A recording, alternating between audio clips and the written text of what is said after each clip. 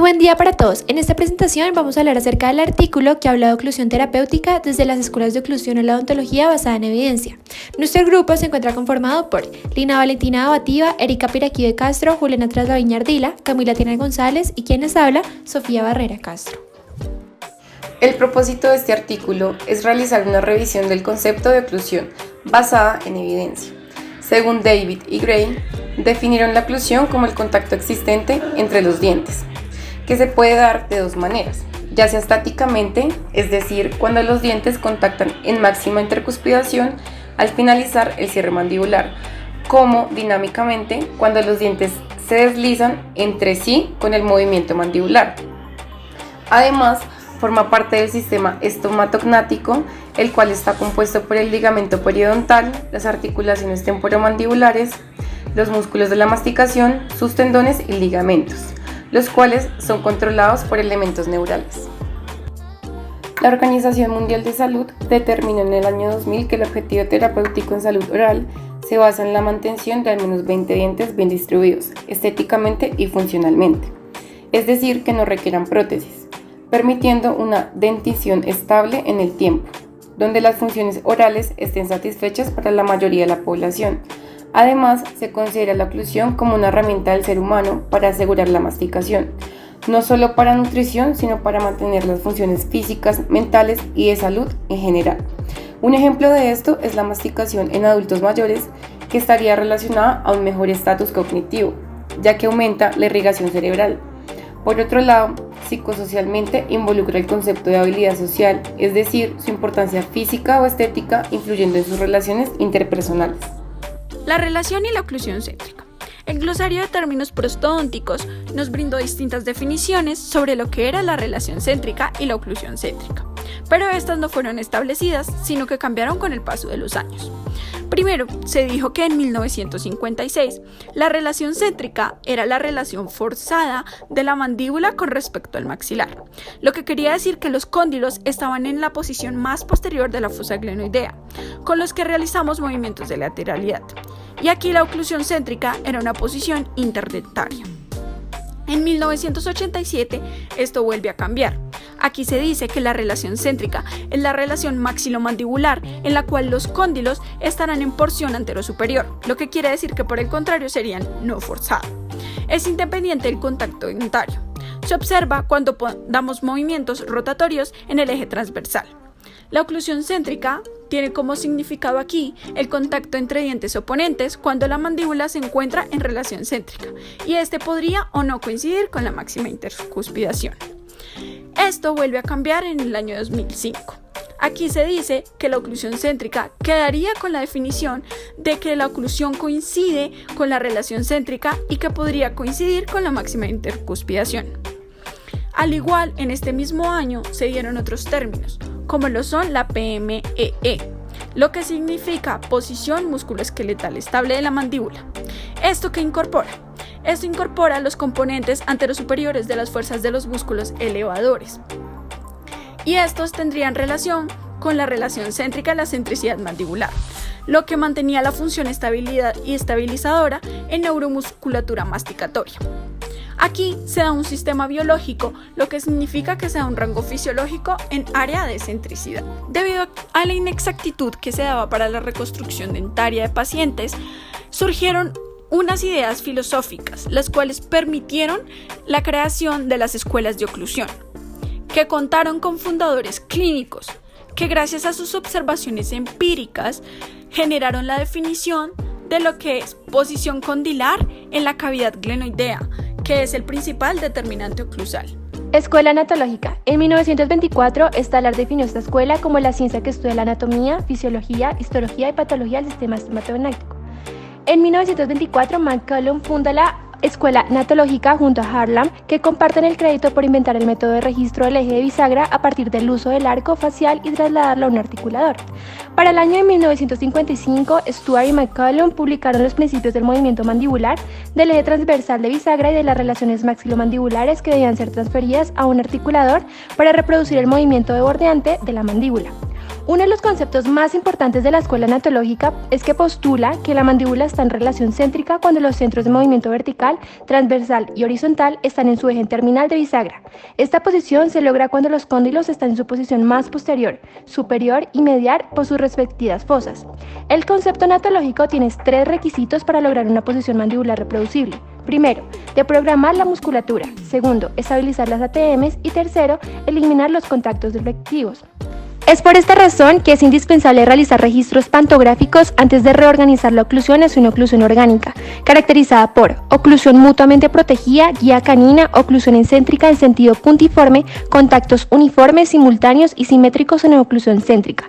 Para finalizar con esta escuela, en la actualidad los conceptos gnatológicos no solo son utilizados como objeto terapéutico en rehabilitación oral protésica, sino que son aplicados en ortodoncia para dentición natural. Ahora hablaremos de la escuela escandinava. Arstar, Byron, Brill y otros autores hablaban de la oclusión mediante un sistema de relación de diferentes aspectos. Hablaban del macizo craneofacial y la armonía morfofuncional que éste debe tener. También encontramos que estos autores estaban de acuerdo con la idea de que se debía registrar la relación céntrica mediante el eje de bisagra terminal. Esto quiere decir que se da mediante el radio de la rotación mandibular pura, y también se menciona que debe estar en una distancia interproximal de 10 a 20 milímetros más o menos en apertura, y se puede realizar mediante un articulador tipo no arcón.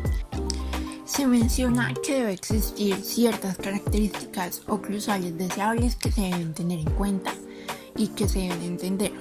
Entonces también se habla que debe existir un deslizamiento en céntrica sagital menor o igual a 1 milímetro.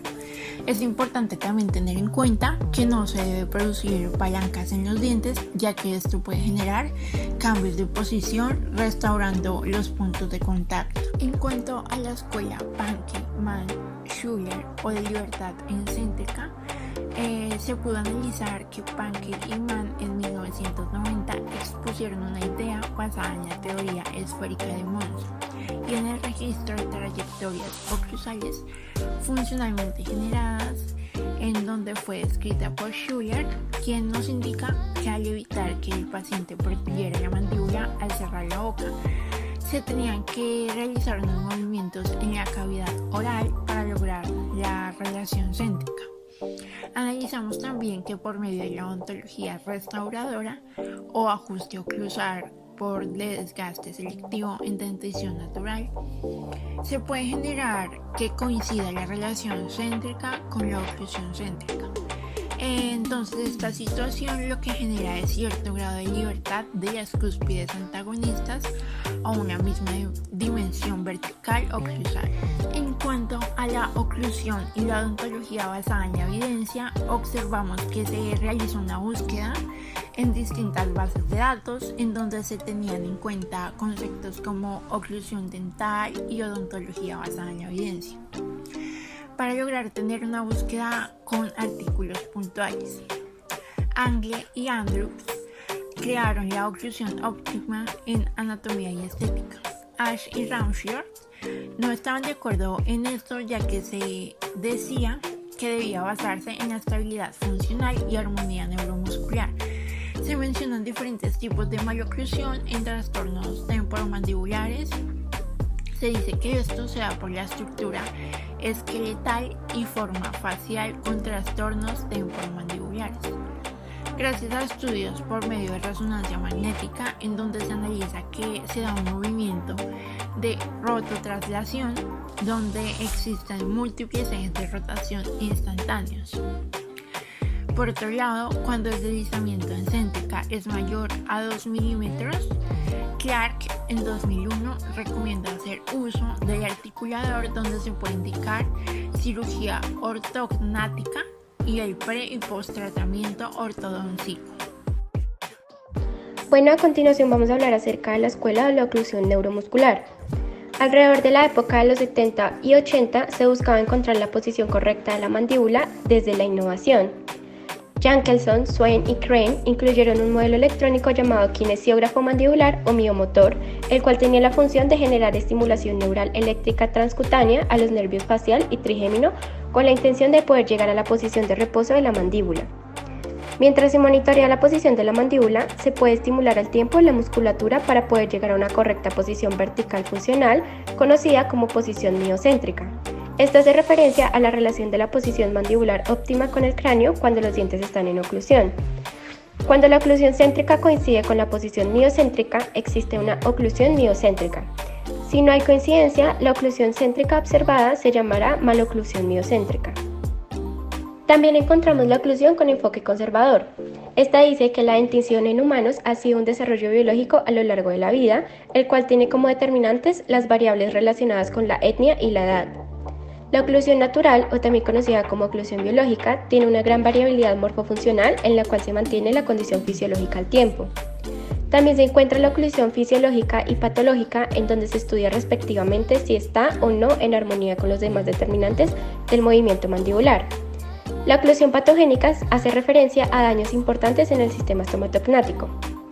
Por último, encontramos la oclusión terapéutica con enfoque conservador, la cual es la oclusión restaurada por el odontólogo, donde si se presenta una correcta armonía en las relaciones maxilomandibulares, no es necesario que intervenga la relación de contactos dentarios, manteniendo la oclusión céntrica del paciente.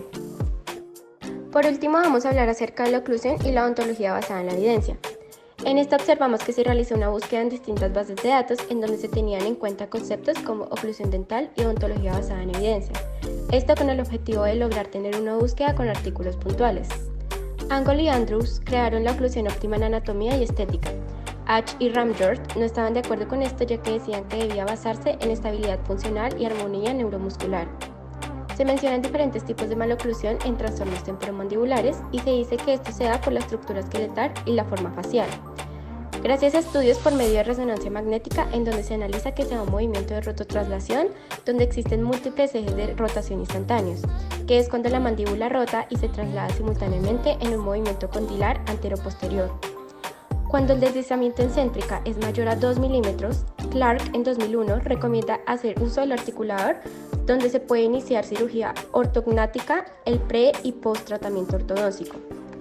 Se relaciona a las interferencias oclusales y la simetría de contactos oclusales como los responsables de causar movilidad dentaria, trauma oclusal, deflexión mandibular, bruxismo, migraciones dentarias y desbalance en la actividad muscular, causando alteraciones en la función muscular de la articulación temporomandibular y como resultados trastornos temporomandibulares. En 2001, Ciancaglini estudió la distribución de contactos oclusales, determinando que la simetría de contactos oclusales se manifiesta tanto en pacientes sanos como con trastornos temporomandibulares, pero se presenta en mayor proporción en el último tipo de población. En 1980, Beck y Moller provocaron un contacto prematuro artificialmente para observar que la actividad electromiográfica durante su máximo apriete voluntario era asimétrica con los demás músculos, siendo mayor el lado ipsilateral del contacto. En 2008, Lee concluyó que una interferencia unilateral de 0,5 milímetros aumenta la actividad electromiográfica del temporal ipsilateral, dando resultados síntomas como cefalias temporales. Por otro lado, Targaglia estudió el comportamiento de los músculos maceteros temporales y esternocleidomastoideos entre pacientes con dentición natural y con distintas rehabilitaciones orales como prótesis. Él concluyó que en un apriete estático la actividad electromiográfica sobre las prótesis es similar a una persona con dentición natural y durante la masticación se observó que en la coordinación neuromuscular era mayor en pacientes naturales que con prótesis. En 2011, Hudson señaló 4 recomendaciones clínicas básicas. Primero, la oclusión excéntrica debe ser la posición mandibular de inicio de tratamiento. Segundo, en lateralidad debe haber una guía dentaria de contacto que permita una desoclusión inmediata del lado medio protrusivo, no trabajo. Tercero, la guía canina es la más recomendable. Y cuarto, en protrusiva debe haber un esquema de mutua protección. Muchísimas gracias y esperamos que la exposición haya sido de su agrado.